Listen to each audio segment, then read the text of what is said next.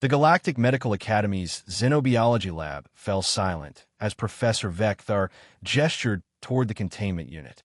Inside, a collection of Earth's microbial samples pulsed with bioluminescent markers, each strain more aggressive than the last. "Observe," the professor's translator crackled. "The human homeworld harbors approximately 1 trillion species of microorganisms. Their medical journals document over 1,500 distinct pathogens capable of terminating biological function." The Krillian professor's 6 eyes swept across the lecture hall. Given such hostile conditions, humans developed an overwhelming fear of contamination. Their sterilization protocols exceed even Zenith Prime standards. In the third row, a Vorthian student named Kellis adjusted her auditory membrane. She had read the human medical texts, page after page of infection prevention, quarantine procedures, and antimicrobial warfare. The humans seemed almost paranoid in their documentation.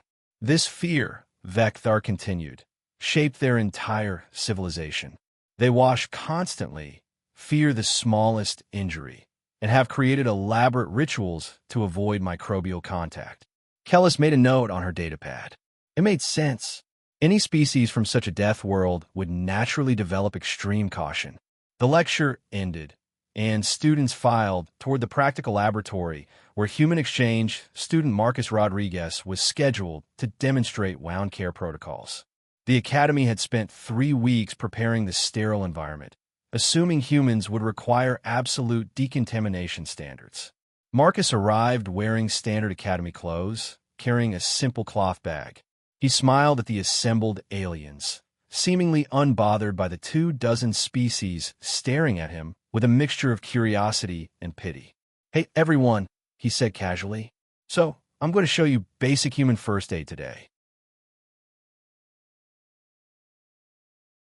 He reached into his bag and pulled out a small metal multi-tool. Before anyone could react, he flicked open the blade and drew it across his palm. A clean cut, shallow but bleeding freely. The lecture hall erupted in panic. Kellis felt her chromatic skin flash warning colors. That blade hadn't been sterilized.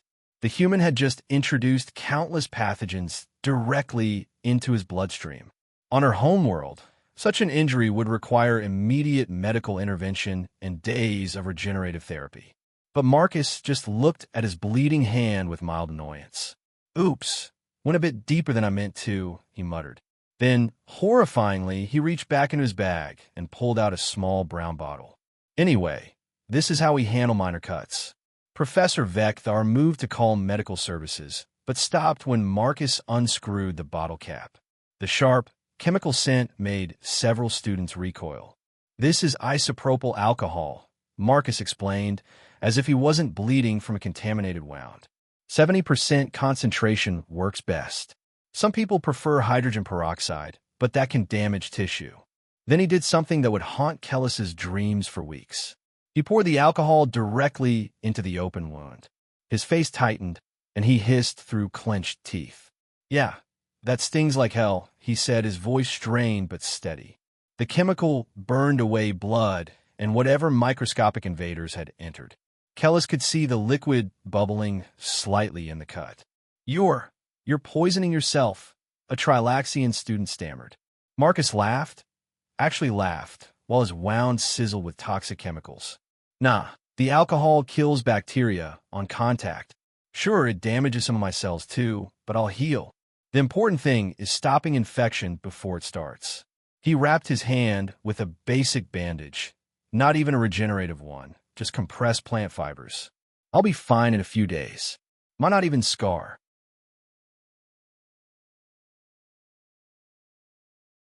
Professor Vekthar's translator struggled to process his response. "You intentionally introduce a caustic poison into open wounds for prevention?" "Well, yeah. I mean, it hurts, but infection hurts more and lasts longer." Marcus shrugged, as if this was the most reasonable thing in the galaxy. "My immune system will handle the rest. Human bodies are pretty good at fighting off stuff once you give them a head start." Kellis looked at her notes about human fear of infection and slowly deleted them.